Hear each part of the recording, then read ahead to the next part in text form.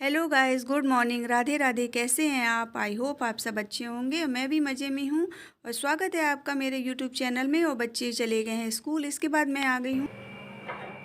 सारे काम निपटा कर हम सीधे आ गए हैं किचन में। यहाँ छोला चढ़ा देंगे उबलने के लिए। आज छोला बनाएंगे और बच्चों के अब स्टार्ट हो गए हैं पेपर, तो अब जल्दी ही आ जाएंगे 12 साढ़े 12। तो अब काम सारे जल्दी करने पड़ेंगे। मेन तो है खाना खाना बन जाना चाहिए 12:30 बजे तक। तो छोला चढ़ा दे रहे हैं। जब तक छोला उबलेगा हम पूजा करके फिर खाना बनाना स्टार्ट करेंगे। और छोला उबलने के लिए चढ़ा दिया था मैंने, क्योंकि इसको भी उबलने में टाइम लगेगा। इसके बाद मैं पूजा करने गई। पूजा करके अब हम सीधे किचन में आ गए हैं, क्योंकि खाने का टाइम हो रहा है। और मैंने प्याज, लहसुन, टमाटर सबको काट लिया। वही मैं कढ़ाई में फ्राई कर रही हूँ, क्योंकि इसको कढ़ाई में फ्राई करके हम पीसेंगे। और पीसने के बाद इधर छोले को मैंने छोला चना निकाल लिया है कुकर से। और अब चल रहे हैं हम फ्राई करने। पहले मैं ये प्याज, टमाटर, लहसुन जो कढ़ाई में मैंने पकाया था, भूंजा था, उसको निकाल के रख देंगे। जब ये थोड़ा ठंडा हो जाएगा इसके बाद इसको हम मिक्सी में पीस लेंगे। फिर आज हमें बनाना है कुछ खास, तो उसी के लिए हम काट रहे हैं गरी। और ये गरी बहुत ठंडियाँ आ गई हैं तो बहुत ही टाइट है, तो जल्दी कट नहीं रही है। तो वही हम सोच रहे हैं इसको क्या करें। अभी मैंने बड़े बड़े पीस में से काट कर रख दी है। और इसके बाद फिर से हम आ गए हैं किचन। मुझे मिक्सी में पीसना है प्याज लहसुन, तो मैंने सोचा पहले गरी को मैं इसमें थोड़ा चलाकर छोटे छोटे टुकड़े में कर लेती हूँ, फिर इसके बाद प्याज लहसुन पीस लेंगे। मगर मुझसे थोड़ी गलती हो गई, मैंने इसको दूध में भिगोया नहीं। हर बार हम लड्डू बनाते हैं तो इसको दूध में थोड़ा सा भिगो देते हैं 1 घंटे के लिए, और फिर इसके बाद पीसते हैं तो बहुत अच्छी हो जाती है गरी। मगर इसको हमने डायरेक्टली पीस ली, इस बार याद नहीं रहा, तो बहुत ही ज़्यादा महीन हो गई है, चूरा सी हो गई गरी। तो ये मेरी बिगड़ गई। इसके बाद मैंने प्याज लहसुन पीस कर, ये देखिए मैं भूंज रही हूँ। कढ़ाई में ही मैंने फ्राई करी थी प्याज टमाटर लहसुन, तो मैंने सोचा इसी में हम बना लेते हैं। और ये देखिए मीठू भी मेरे साथ किचन में ही हैं, लगा ली है कुर्सी और खड़े होकर बराबर पर ही मटक रही हैं। और इधर मैं बना रही हूँ। और खाना बन नहीं पाया, बच्चे स्कूल से आ गए हैं क्योंकि चल रहे हैं पेपर, तो जल्दी आ जाते हैं। इधर मैंने छोला छोंक दिया है, चावल मेरे बन गए हैं और सिर्फ मुझे रोटी बनानी है। तो अब राशि के पापा आ रहे होंगे तो सिर्फ गरम गरम रोटी बनाएंगे। इधर देखिए मेरा छोला चावल। फिर मैंने कढ़ाई से कुकर में छोला पलट दिया है कि जब तक अच्छे से सीटी नहीं आती तो छोला अच्छा नहीं बनता। फिर मैंने कुकर में डालकर सीटी लगा ली थी। और इसके बाद मेरा खाना बन के हो गया है तैयार। अब मैं बच्चों को देने जा रही हूँ खाना। खाना खिलाने के बाद मैंने थोड़ी देर आराम किया, क्योंकि आज मुझे बनाना है अलसी के लड्डू। कल मैं अलसी लाई थी, तो यही कुछ खास में है लड्डू, और इसकी मुझे करनी है तैयारी। अलसी वैसे साफ़ है, मैंने बिन ली है, मगर फिर भी तो थोड़ी देर आराम करने के बाद मैं लग गई हूँ अलसी के लड्डू बनाने की तैयारी करने में। और ये देखिए है अलसी, इसको निकाला, बिल्कुल साफ़ है। और मगर हमने कहा पहले एक बार देख लें, पहले बहुत कूड़ा रहता था इसमें। ये अलसी मैंने मंगाई थी, इसको ब्लैक सीड्स भी बोलते हैं। तो ठंडियों में इसके लड्डू जो है बहुत ही फ़ायदा करते हैं शरीर में। हड्डियों में कहीं भी दर्द हो उसके लिए बहुत ही ताकतवर है। आप एक गोंद के लड्डू और एक ये अलसी। राशि तो अभी कोचिंग से आई नहीं है, मीठू आ गई हैं कोचिंग से, बाहर खेल रहे हैं। तो अभी बच्चे भी बाहर हैं, आराम से बना लें। और ये मैंने मंगाई है अलसी, और ठंडियों में इसके लड्डू बहुत ही फ़ायदेमंद होते हैं। और हड्डियों में, कमर दर्द, घुटने में दर्द में तो बहुत ही इसकी मतलब फ़ायदा मिलता है बहुत जल्दी। और अब गोंद के लड्डू भी बनेंगे, मगर अभी एक बार पहले इसके लड्डू बन जाएं, फिर इसके बाद गोंद के लड्डू बनेंगे। क्योंकि एक ही लड्डू आदमी मतलब हम लोग या कोई भी खा पाएगा, क्योंकि दोनों लड्डू जो है हजम करना भी बड़ा मुश्किल होता है। और ये भी गर्म होते हैं, और गोंद सोट के भी लड्डू गर्म होते हैं। तो पहले ये हम बना लेंगे, फिर इसके जब बाद गोंद के लड्डू बनेंगे।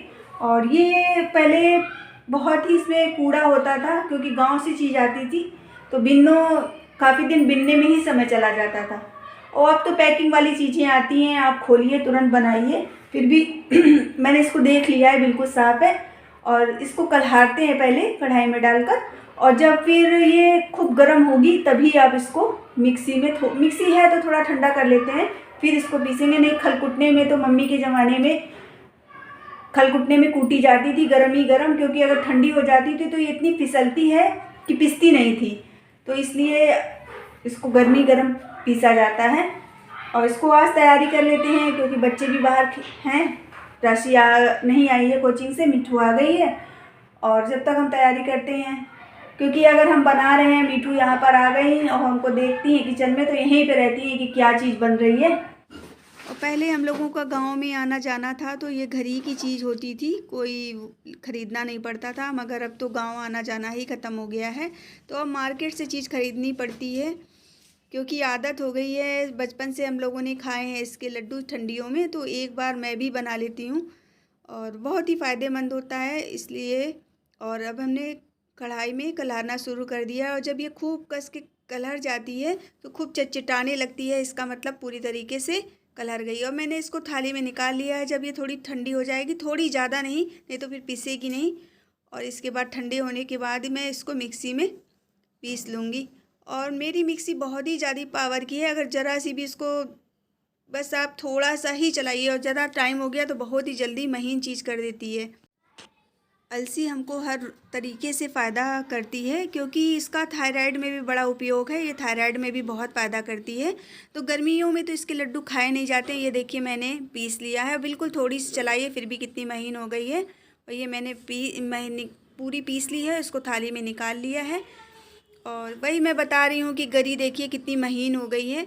और गर्मियों में तो ये नहीं खाई जाती, मगर फिर भी इसको मैं पीस के दुरदुरा सा और चीनी मिला के एक टिफ़िन में रख लेते हैं। अगर इसको बासी मुँह आप गर्मियों में खाइए, ज़्यादा नहीं, 1 चम्मच आधा चम्मच, तो उससे थायराइड भी कंट्रोल होती है। तो ज़्यादातर मेरे घर में ये आपको मिलेगी। और इसको तो बालों में लोग भी लगाते हैं, बालों में भी इसके लिए बहुत फ़ायदा है, बहुत ही शाइनिंग चमक देते हैं। क्योंकि आपने देखा होगा और हमने भी कई बार ऐसे यूज़ किया है, तो सच में बालों में बहुत शाइनिंग आती है।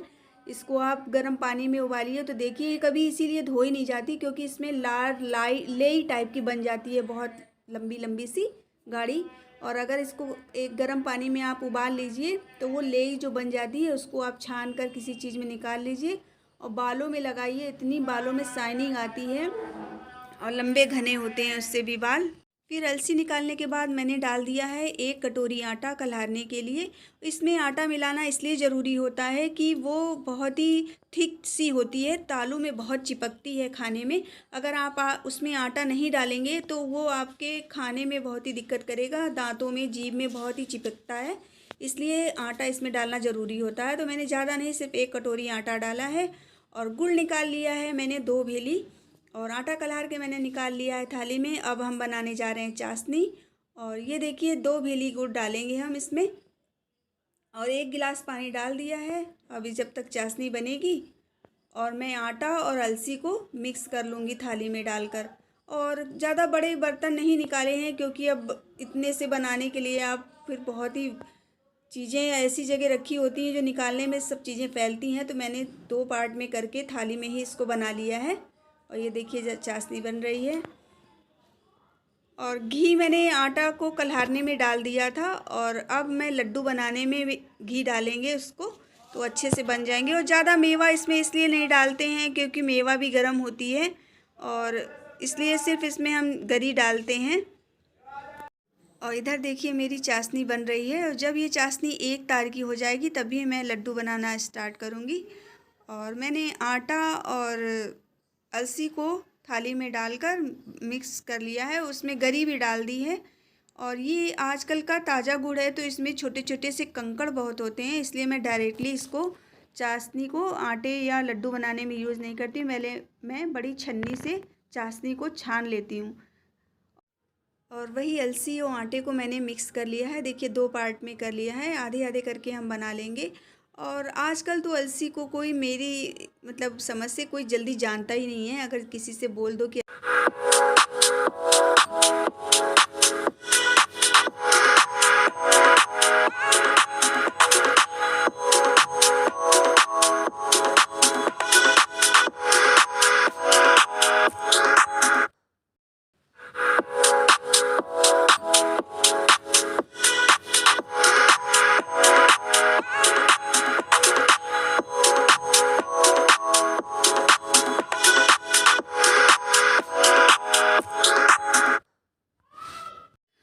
मिक्सचर मैंने तैयार कर लिया है, 2 पार्ट में कर लिया है। इसके बाद हमारी बन गई है चाशनी एक तार की।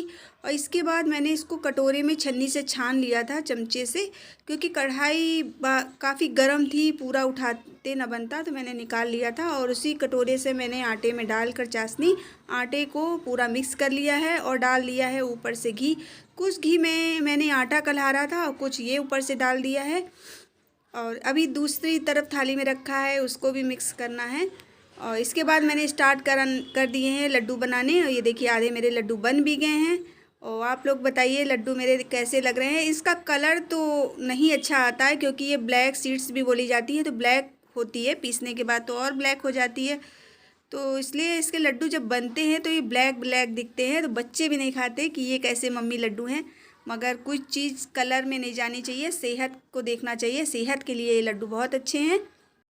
और मैंने सारे लड्डू बना लिए हैं। यहीं से करते हैं अपने वीडियो का एंड। अगर मेरा वीडियो आपको अच्छा लगा हो तो प्लीज़ लाइक करें, सब्सक्राइब करें, शेयर करें। मिलते हैं आपसे नेक्स्ट वीडियो में, तब तक के लिए राधे राधे।